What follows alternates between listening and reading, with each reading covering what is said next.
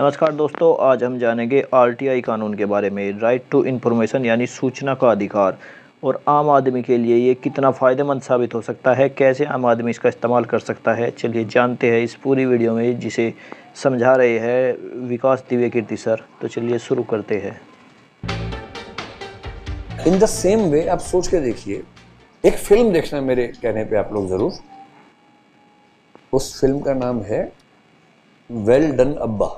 Well done अब्बा, ठीक है। राइट टू इन्फॉर्मेशन के बारे में अच्छी फिल्म है, डॉक्यूमेंट्री नहीं, अच्छी फिल्म है, इंटरेस्टिंग फिल्म।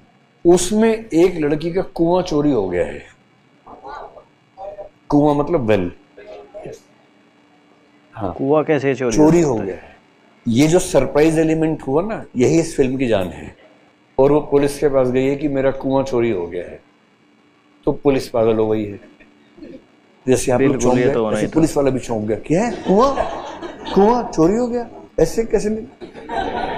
तो ऐसे ही पुलिस को फीलिंग आई। फिर उसने एक बात कही, उसने कहा देखो जी ऐसा है, मैंने आरटीआई से पूछा कि हमारे इलाके में कुआं कब खुदेगा।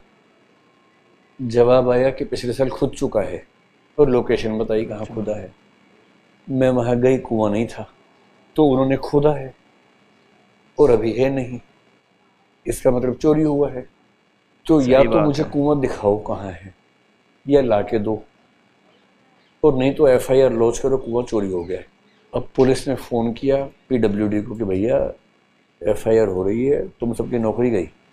फिर उन सब ने पता नहीं क्या क्या तिकड़म करके रातों रात कुआं खुदवाया, और फिर सुबह उसको जाके बोले अरे वापस आ गया कुआं। अरे कहीं कहीं घूमने चला गया था, वापस आ गया। This is the power of RTI. पढ़ेंगे आरटीआई, बहुत मजेदार चीज है, उसको यूज करना। इतना पावरफुल इंस्ट्रूमेंट है आरटीआई, मजा आ जाएगा आपको यूज करके। मतलब अपने नाम से मत करना, किसी और के नाम से करना शुरू में, क्योंकि उसमें आपको मजा आता है, किसी और को प्रॉब्लम होती है बहुत ज्यादा। तो करप्शन सरकार में इतना है, फाइल आई कलेक्टर के पास, एसडीएम के पास, कि 10 गांव में कुओं की जरूरत है। साइन हो गया, टेंडर निकला, ठेकेदार आ गया, सब कुछ हो गया। इसमें 60-40 नहीं होता, इसमें 100-0 होता है। कुआं खोदना ही नहीं, कुआं खोदा ही नहीं एक बार। और कहीं कहीं क्या होता है कि इधर तालाब खोदना है और दूसरी जगह मिट्टी की जरूरत है, तो एक जगह लिखा तालाब खोद रहे हैं, एक जगह मिट्टी भेजनी है। जो तालाब खुदा ही नहीं, उसकी मिट्टी उठा के वहां भिजवा भी दी है। ना तालाब खुदा, ना मिट्टी आई, 2 टेंडर पास। अगले साल फिर फाइल बनती है कि बरसात का पानी आने से जो मिट्टी हटवाई थी, फिर मिट्टी जम गई तालाब में, तालाब को फिर खोदना होगा। पेरेनियल सोर्स ऑफ इनकम होता तालाब, हर साल खुदता है।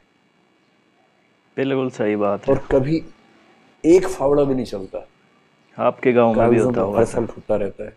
This is how sometimes system work, and RTI is the instrument to check कि क्या क्या खर्च हुआ है हमारे इलाके पर। आरटीआई एक्टिविस्ट अगर कोई ताकतवर आदमी हो ना, कलेक्टर वलेक्टर क्या, चीफ सेक्रेटरी की ऐसी तैसी कर देता है। सीएम पीएम घबराते हैं आरटीआई वालों से, and that is why they always make the RTI act defunct. They always try to make it defunct, क्योंकि ऐसी ताकत है आरटीआई। तो इस लड़के ने किया, फिल्म बनी, बड़ी शानदार बनी। तो अब आप सोचिए कि अगर फॉल्स क्लेम्स एक्ट हो हमारे देश में।